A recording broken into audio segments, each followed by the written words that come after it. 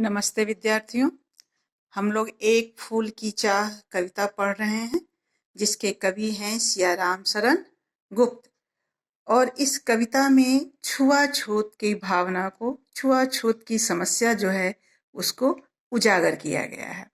शुरू की 8 पंक्ति हम लोग पढ़े थे जिसमें महामारी के भयंकर वातावरण का चित्रण है। महामारी के भयंकर वातावरण का चित्रण है और चारों ओर हाहाकार मचा हुआ है। अब आगे की जो पंक्तियां हैं, इन 8 पंक्तियों के बाद कविता बिल्कुल कथात्मक हो गई है और उसके बाद सरल और सुबोध होकर आगे बढ़ती चली गई है। आपको कहीं एक आध शब्द छोड़कर कोई कठिनाई नहीं होगी इसे समझने में। बिल्कुल सरल शैली है।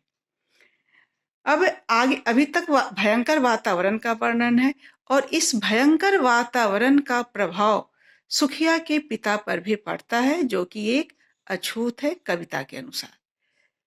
अब उस पर क्या प्रभाव पड़ता है, उसकी मन स्थिति क्या होती है, वह किस मनोदशा में जी रहा है, उसका वर्णन आगे की पंक्तियों में हुआ है, जो इस प्रकार है। बहुत रोकता था सुखिया को न जा खेलने को बाहर, नहीं खेलना रुकता उसका, नहीं ठहरती वह पल भर। बहुत रोकता था सुखिया को न जा खेलने को बाहर। सुखिया का पिता महामारी से बहुत परेशान है, उसकी भयंकरता को देखकर डरा हुआ है, इसलिए वह अन्य पिता की तरह वह भी यह प्रयास करता है कि उसकी पुत्री, उसकी बेटी घर से बाहर न निकले, वह घर में ही रहे। वह सुखिया को रोकने का बहुत प्रयास करता था, लेकिन वह रुकती नहीं थी।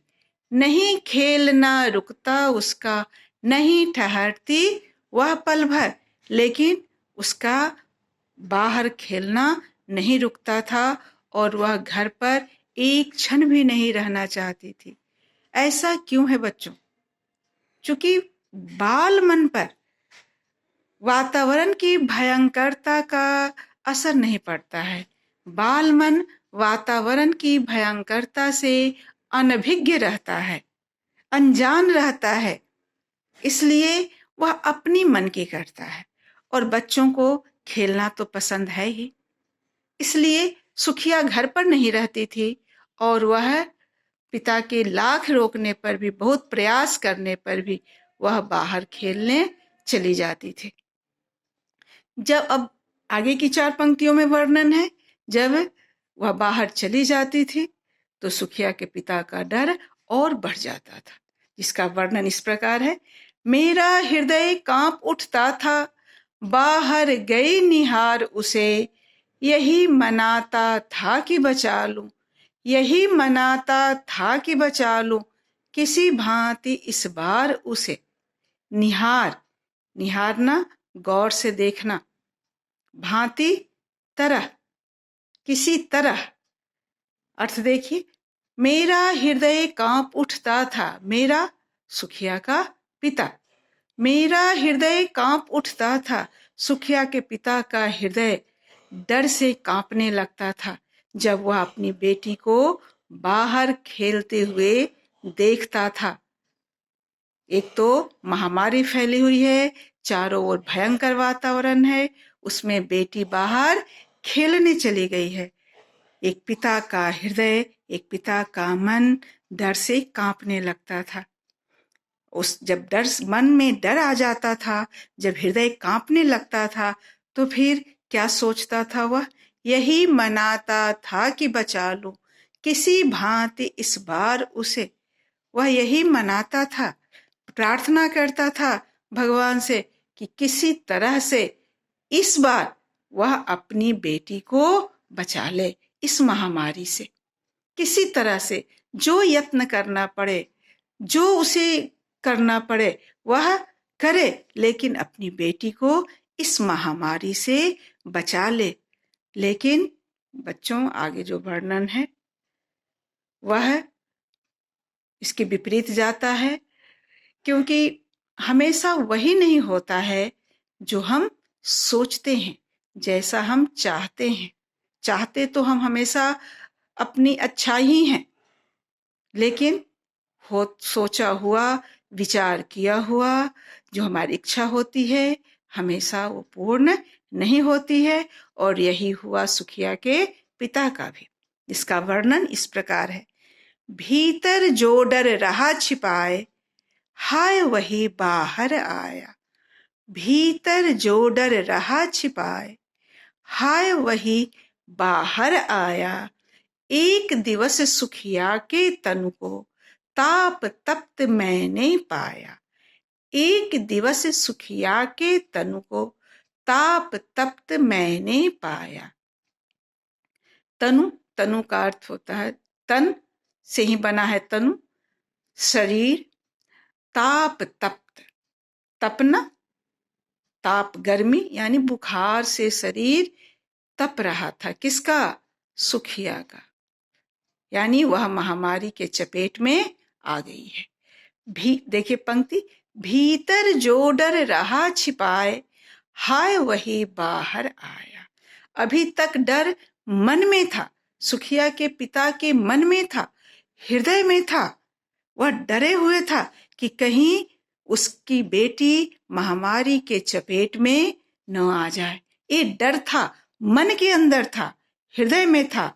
लेकिन अब यह डर नहीं रहा, अब यह मन के अंदर नहीं रहा। अब सच्चाई का रूप धारण करके वह बाहर आ गया है। क्या? भीतर जो डर रहा छिपाए, हाय वही बाहर आया। भीतर क्या डर था कि उसकी बेटी सुखिया कहीं महामारी की चपेट में न आ जाए। अभी तक वह डर रहा था इससे, लेकिन अब यह डर नहीं रहा, अब यह सच्चाई होकर बाहर आ गया। सुखिया महामारी के चपेट में आ जाती है। कैसे पता चलता है उसके पिता को?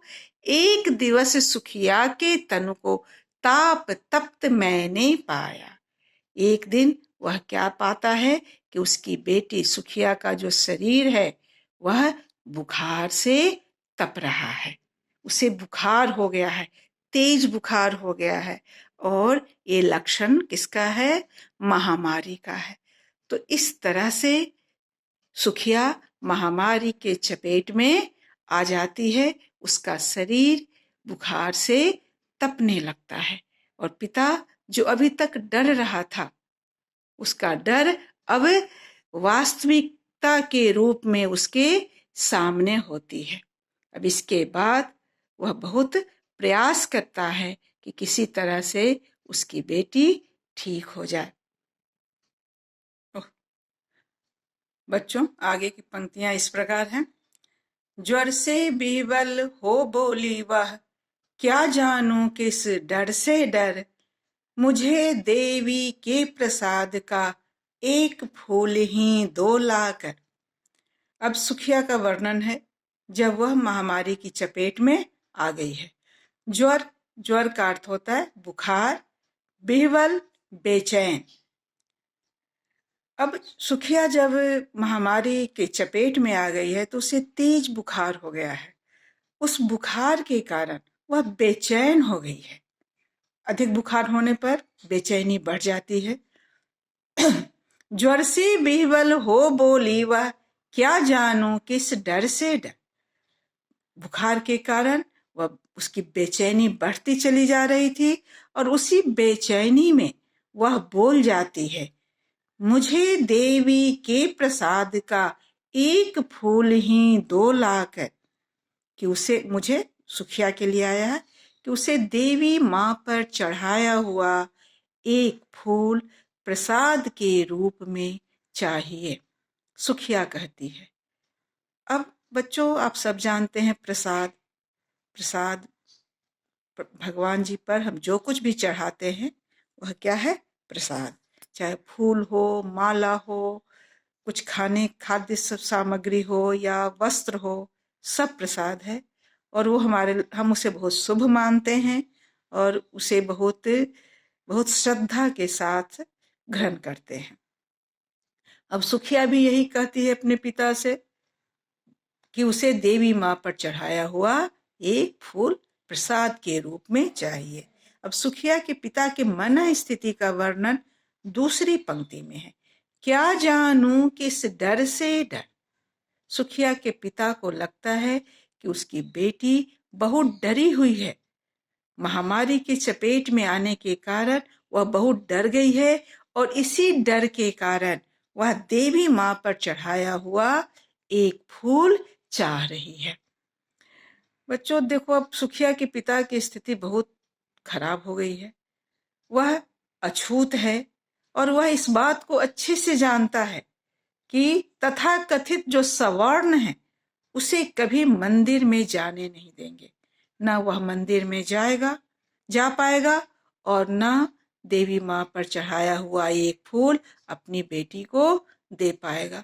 इसलिए वह बहुत प्रयास करता है कि बेटी को वह के इच्छा को वह दूसरी ओर ले जाए। कई प्रयासों में से एक प्रयास यह भी करता है जिसका वर्णन पाठ्य पुस्तक की कविता में नहीं है, उस अंश को हटा दिया गया है, सिलेबस में नहीं रखा गया है। दो बातें उसमें से यहाँ हम जिक्र कर देते हैं। एक प्रयास यह करता है कि वह सामान्य फूल लाकर उसके पास रख देता है, लेकिन उस फूल को लेने के लिए सुखिया राजी नहीं होती है।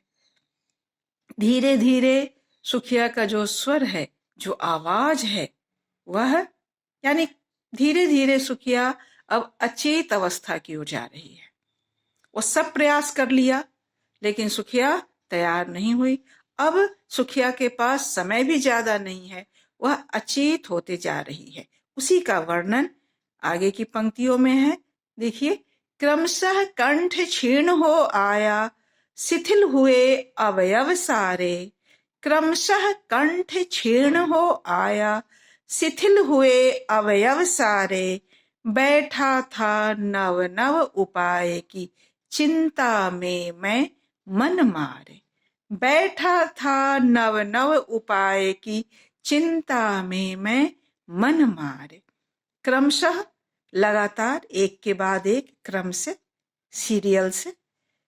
कंठ आवाज, क्षीण पहले भी पढ़े हैं, कमजोर पड़ना, धीरे हो जाना। शिथिल निष्क्रिय होना, गतिहीन हो जाना, इनएक्टिव होना। अवयव अंग, क्रमशः कंठ क्षीण हो आया, धीरे धीरे उसकी जो आवाज थी वह कमजोर पड़ती चली गई। शिथिल हुए अवयव सारे, और शरीर के सभी अंग निष्क्रिय हो गए, गतिहीन हो गए, एकदम स्थिर हो गया। बैठा था नव नव उपाय की, चिंता में मैं मन मारे। और सुखिया का पिता मन मारकर, निरुत्साहित होकर सुखिया के पास बैठा हुआ है और नव नव, नया नया उपाय सोच रहा है। वो नया नया उपाय तलाश रहा है कि कैसे वह अपनी बेटी की इस इच्छा को पूरा करेगा। और यही सोच रहा है। यही सोचते सोचते वो बहुत देर तक इसी चिंता में डूबा रहा। उसे समय का भी भान नहीं हो सका, जिसका वर्णन आगे की पंक्तियों में है। जान सका न प्रभात सजग से, हुई अलस कब दोपहरी। जान सका न प्रभात सजग से, हुई अलस कब दोपहरी। स्वर्ण घनों में कब रवि डूबा, स्वर्ण घनों में कब रवि डूबा। कब आई संध्या गहरी। उसको पता नहीं चला। देखो, चार सबका वर्णन है, प्रभात, दोपहर, सूर्यास्त और रात। प्रभात का अर्थ होता है सुबह, सवेरा, सजग, सक्रियता, सक्रिय हो जाना, एक्टिव हो जाना। अलस, आलस्य। स्वर्ण घनों, रवि, रवि का अर्थ आप सब जानते हैं सूर्य। देखो, स्वर्ण अलग अलग शाब्दिक अर्थ देखिए। स्वर्ण सोना, गोल्ड, घन बादल। अब देखो, लेकिन यहाँ वर्णन है सूर्यास्त के समय जो पश्चिम दिशा में जो सोने की तरह का जो आसमान दिखता है, लगता है जैसे पिघला हुआ सोना हो, उस सौंदर्य का वर्णन है। और संध्या शाम, जान सका ना, वह नहीं जान सका कि कब सुबह हुई, लोग सक्रिय हुए, लोग जाग गए और अपने अपने कामों में लग गए। कब आलस से भरी हुई दोपहरी हुई, आलस से भरा हुआ दोपहर आया। कब सूर्यास्त हुआ, आसमान में पिघला हुआ सोना पिघला हुआ सोना बिखर गया, इतना सुंदर आसमान हुआ। और कब रात में गहरा अंधेरा छाया, यानी सुबह से रात हो गई और सुखिया के पिता को समय का ज्ञान नहीं रहा। वह कुछ नहीं कर सका, दिन भर इसी चिंता में, इसी सोच विचार में बेटी के पास बैठा रह गया कि वह किस तरह से उसे फूल दे। और पूरा दिन बीत गया और वह कुछ कर नहीं सका।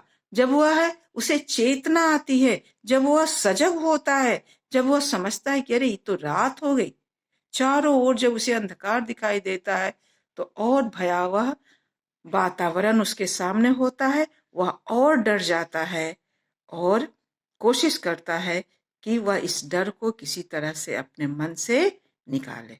धन्यवाद बच्चों, आप इसका भावार्थ लिख लेंगे और शेष जो कविता का अंश है उसको अगली कक्षा में हम लोग पढ़ेंगे।